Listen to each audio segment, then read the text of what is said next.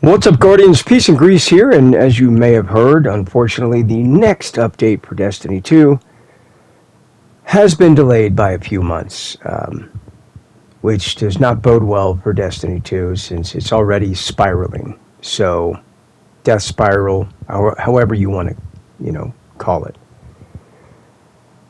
Do I think that Marathon has had an impact in that? Yeah, I'm going to be brutally honest and say I think that it has. Now, am I blaming it all on Marathon? No. I mean, look, even before Marathon, there were times, quite a few, where Bungie fumbled the ball. I think we all can think of one or two without really having to think too long or hard about it. The bigger concern that I have is, do I think that it's feasible that Bungie can continue to maintain Marathon and Destiny 2? I gotta be honest, no, I don't. I mean, I've seen Bungie struggle to maintain Destiny 2. Do I really think it's possible that they can maintain Destiny 2 and Marathon when they can barely maintain one?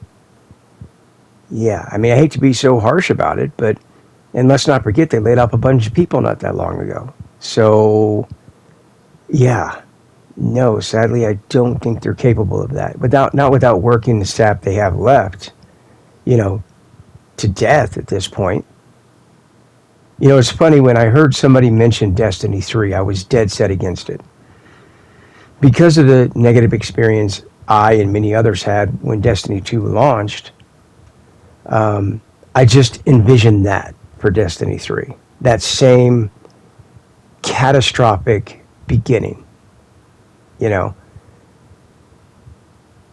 But the more that I think about it, the more I'm like, yeah, it's the only option we really have left at this point. I mean, how much damage is keeping this game on life support? How much is it doing to the franchise?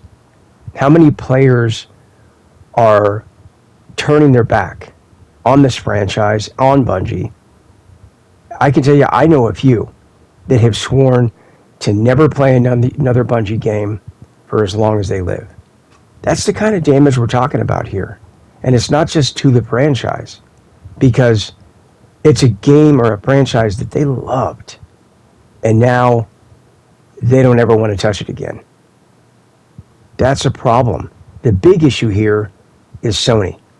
Sony has had a massive boner for years for a live service game, successful live service game. And they'll spend a stupid amount of money to try and get it. Exhibit A, look at how much they paid for Bungie. Look at how much they paid on Concord. Do I believe that Sony would allow Bungie to end Destiny 2 and start developing Destiny 3? No, I don't think Sony would. I think Sony would say, maintain Marathon, maintain Destiny 2, and any free time you have, you can commit to, making Destiny 3. Which means it's probably going to take over 5 years before we ever start to even hear rumors of Destiny 3. However, another concern I have is, I remember back before Destiny 2, I don't remember who it was from Bungie, but they were on Twitter. That was back when it was still Twitter. They asked the Destiny 2 community, what do you want to see from Destiny 2? Do you want to start completely over? Or do you want to carry everything you've earned into Destiny 2? And my response was simple. Either is fine. But if the player starts over, you, the developer, has to start over. No reused raids, no reused strikes, no reused enemies, no reused assets like weapons or exotics. None of it. You have to start over, which, as if you played Destiny 2 at the start, everything was reused. Everything was reskinned, which is why it's such a sensitive topic. When we start talking about reused assets, it's why it's such a sensitive topic for many people, myself included.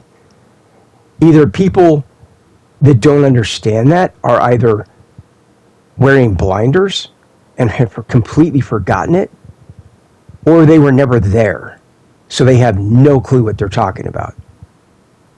Because everything when Destiny 2 launched was just reused assets.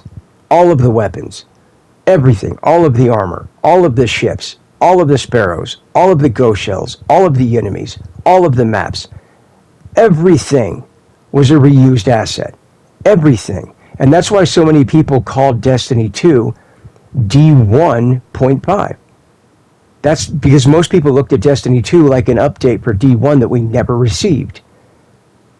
So if you're going to start over, start over. Don't do this half measures bullshit, though. For Destiny 3, I think what needs to happen is you need to wrap up Destiny 2. And how you do that is you kill off our Guardian. And I know some people are going to be opposed to that, but that's what needs to happen. If you played Curse of Osiris, we've seen timelines where our Guardian dies. We've seen our Guardian's grave. So we know there's a high possibility in multiple timelines where our Guardian dies. I think that needs to happen. I think our Guardian story, which there's very little of it, because they've done zero development for our characters, I think our characters need to die here. That's how they need to end Destiny 2, with an emotional wrap-up. Destiny 3 should be a new Guardian in a new location, in a new time, with new weapons, new abilities, new exotics, everything. Now, just like Destiny 1, Destiny 2 can continue to stay up and running. But I think that's what needs to happen. I think you need to cut the strings in Destiny 2. Again, none of this half measures bullshit, and start fresh. But there's freedom in that. There's freedom in a blank slate. The timeline, for example, or the setting, can be anywhere you want. It could be 10,000 years in the future.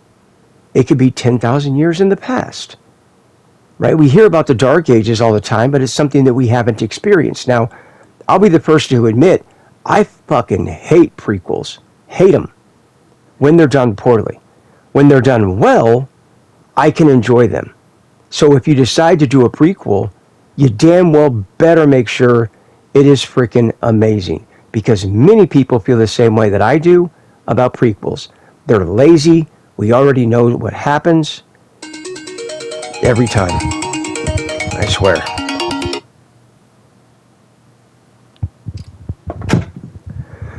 Anyway. Prequels can be extremely lazy. And when that happens, many people dislike it and turn their back on it. And for good reason. Nobody likes a crappy product. So, but again, something like that needs to happen. Again, and I've gone from somebody that didn't want Destiny 3 to somebody that now thinks, yeah, it has to happen. Because we can't continue like this. We can't keep going through this same thing over and over and over again. When it's, let's be honest, a lot of Destiny 2 is just Destiny 1. I mean, sure, we have dungeons now. I'm not saying that we have zero new content, but you got to admit, a huge chunk of Destiny 2 is just D1. So, if you're going to do D3, you got to cut the strings, you got to fully commit, and that's just kind of my thoughts on it. But feel free to let me know what you think down in the comments section below, or don't, whatever you're feeling. And until next time, peace out.